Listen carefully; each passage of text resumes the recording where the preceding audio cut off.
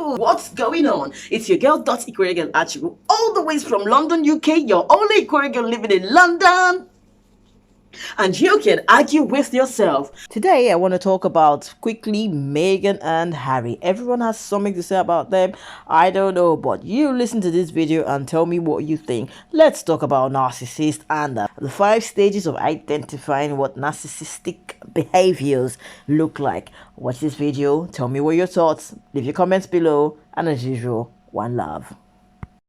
In this video, I wanted to follow up by delving deeper into this and break down the 5 stages of a relationship with a narcissist. As always, my goal here is to provide analysis so that we can all learn and grow from these lessons. And let's keep using the same example of Meghan Markle and Prince Harry as we look into what makes relationships with narcissists so confusing, manipulative, and ultimately incredibly painful. Stage 1. The first stage of a relationship with a narcissist is being picked out of a crowd. Now, to understand this stage, we have to talk about what narcissists are looking for. They're not looking for love or a relationship with mutual respect and adoration. No, narcissists are looking for power and control. This doesn't just apply to their romantic relationships. This is how they view friends, family relations, and employees. Their overarching desire is to feel like they're the ones in control. In order to feed this need, in romantic relationships, they look for people that will be easy to control and manipulate. The act of picking someone out of a crowd is looked at as a pastime to them because they're hunting for someone that they're going to mark as their next target. As we now know, this is exactly what Meghan did to Prince Harry. She strategically formed friendships so as to get introduced to him. Now, why go for Prince Harry? Well, the obvious answer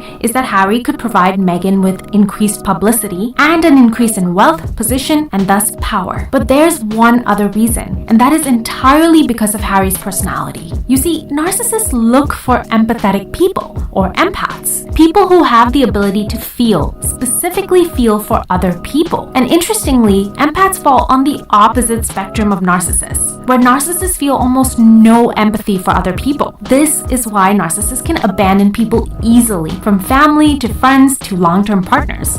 So is Harry an empath? It seems like he has inherited his mother's ability to feel deeply for others. He truly cares for the causes that he backs and often shows his emotion publicly. Now, I'm sure many of us have this romanticized desire to be spotted and picked out of a crowd, pulled into the spotlight and made to feel special. It's this desire that narcissists play on.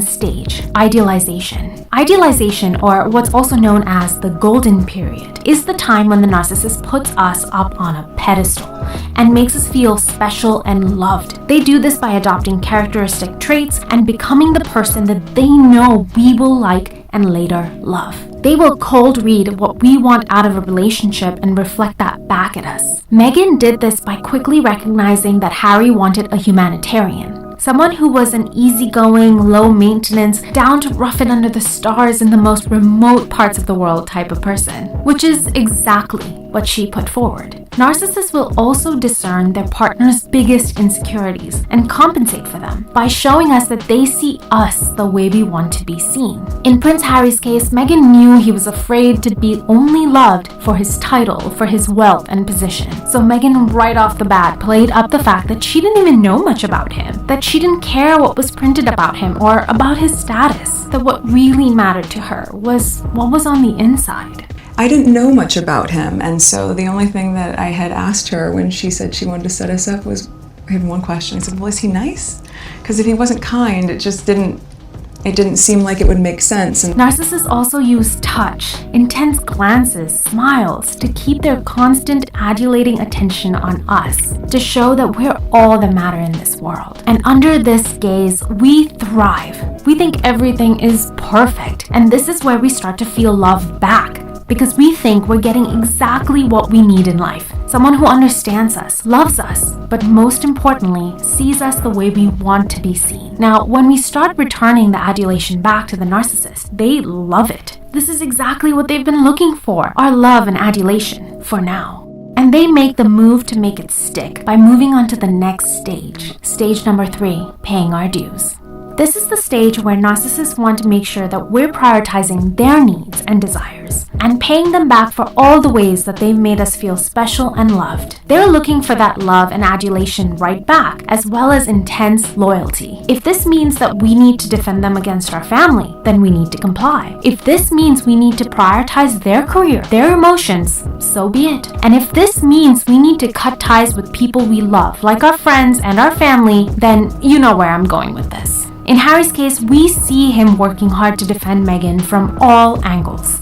If she wants a particular tiara for her wedding, then he says, well, Meghan gets what Meghan wants. If he has to be somewhere performing royal duties, but Meghan says they need to go to the Lion King premiere instead, where he needs to hustle and get Meghan a voiceover job, then guess who's going to win? And the narcissist won't make you feel like they're winning. At this stage, they're still playing to the personality that they know you want to see from them. So they're not going to convince you to sacrifice things by making demands. Instead, they're going to pull on your heartstrings by making themselves out to be the victim. Look, Harry, look how your family treats me. Look how your friends don't even like me. Look how the British people are being racist. Look how the tabloids are harassing me. And I've had to give up my entire life. My career is not even going anywhere. Now, if we love the narcissist, we want to see them happy. We don't want to see them hurt. No, we want to fix it for them. We want to cover them up and protect them from the world, especially if we have the power to do so. And that's how we're further ensnared. And the narcissist is loving this. We're working for them, defending them, showing them all the love and adulation they could have ever wanted, but after a while, this gets boring. Remember, the narcissist doesn't want love and mutual respect. No, what they want is to feel like they are in control and they have all the power over us. So thus, they will embark on the next stage. Stage number 4, devaluation. This stage is the worst, the absolute worst part of being in a relationship with a narcissist, because it's a roller coaster. There are times when the narcissist will put us down and give us the cold shoulder, the silent treatment, openly flirt with other people, with our friends, ignore calls or messages, and then convince us that it's all in our head, that nothing is wrong. While we're caught miserable, wondering, what did we do wrong?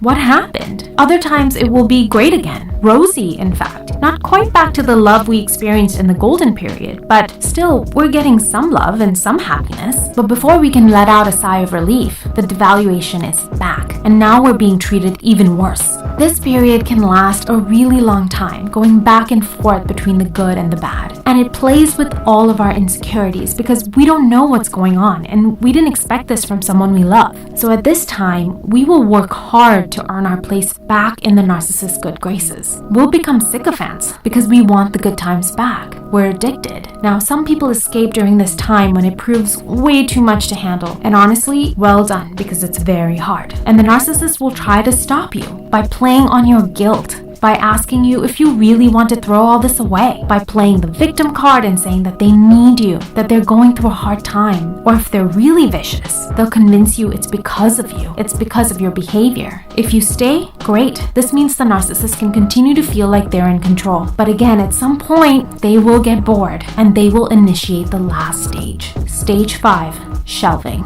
Shelving is where the narcissist stops looking at us as their primary focus. Maybe they've been with us for a bit or maybe for a while, but now they want someone else to move on to. They could shelve us permanently or temporarily. This all depends on who they find to move on to. Meghan obviously hasn't done this to Prince Harry yet, but she's done it to so many other people, like her first husband, Trevor Engelson, as well as Corey Vitiello, the boyfriend she left for Prince Harry. Now, this can be a very distressing thing to go through, to suddenly be in a relationship or in a marriage and be discarded easily. But honestly, it's the best thing outside of you walking out yourself, because this means you're free.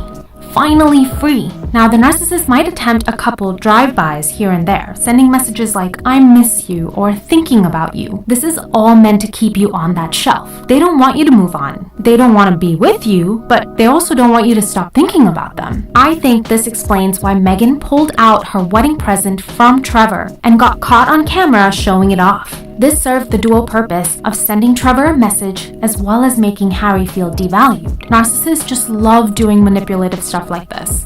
For all of you that have suffered at the hands of a narcissist, you might be wondering the same thing that I have been thinking. That it sucks that our ability to empathize with others could be so thoroughly weaponized against us. And the answer here isn't that being an empathetic person is a bad thing, that you'll always be taken advantage of. No, it means that people can use your gifts against you. And the more we're all aware of what narcissists are capable of, the more we can avoid those situations and even help people we love that are in the tight grasp of a narcissist. Prince Harry is in a tough situation since he shares a child with Meghan, and she will always use access to that child as a way to maintain control over him. Like when she took Archie away to Canada when Prince Harry was having Megxit negotiations with his family. Just as a little reminder of her control, she has control over a British prince, over Princess Diana's son. While I do think she will leave him, she will never relinquish her control over him.